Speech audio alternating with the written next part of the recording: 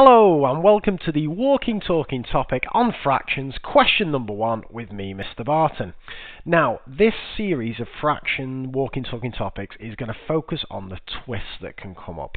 And there's some pretty tricky questions coming up in this next series of videos. And as you will see, take one of this question didn't exactly go to plan for me. So let's have a look.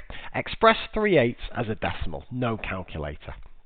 So we've got to do 3 divided by 8, and the best way to do this is to set up the old bus stop. So I'm going to see how many times does 8 go into 3, and I'm going to stick down a load of zeros just so I've got them up my sleeve in case I need them.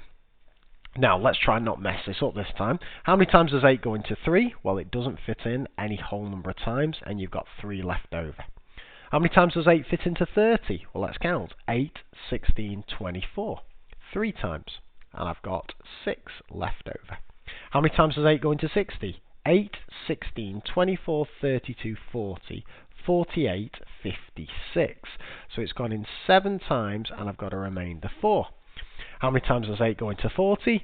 8, 16, 24, 32, 40, 5 times. So my answer is 0.375. Now, what about this next one? A flipping nightmare. Express as 0.12 times 0.03 over 36 as a fraction in its simplest form. Let's deal with the numerator first. 0.12 times 0.03. Now, a few ways of doing this. I'll tell you how I do it. First, I'm going to do 12 times 3, which is 36.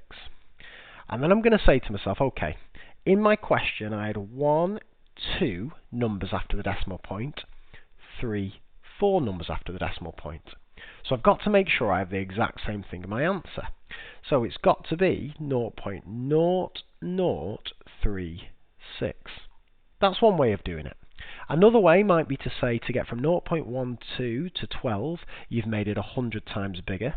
And to get from 0.03 to 3, you've gone 100 times bigger.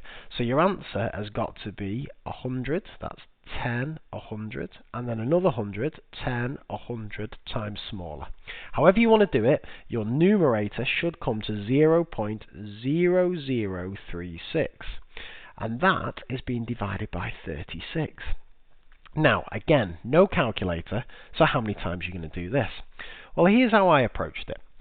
I'm going to say, what fraction of the denominator is the numerator? How much smaller than the denominator is it?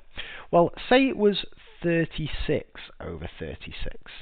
That would just be 1, or 1 over 1.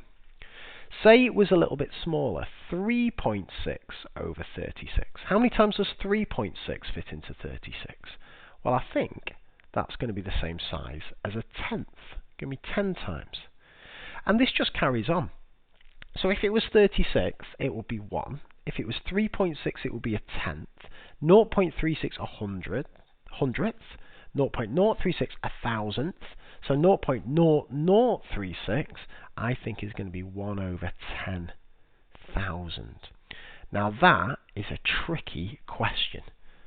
Okay?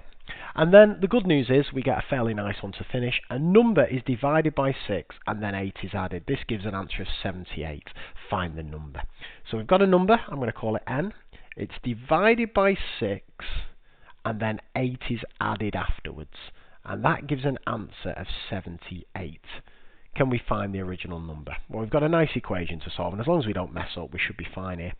Take 8 from both sides. We get n over 6 is equal to 70. Multiply both sides by 6. We get n equals 70 times 6. Well, 7 6s are 42. And stick your 0 on, so I think we get 420. Flippin' heck, and that's just question 1.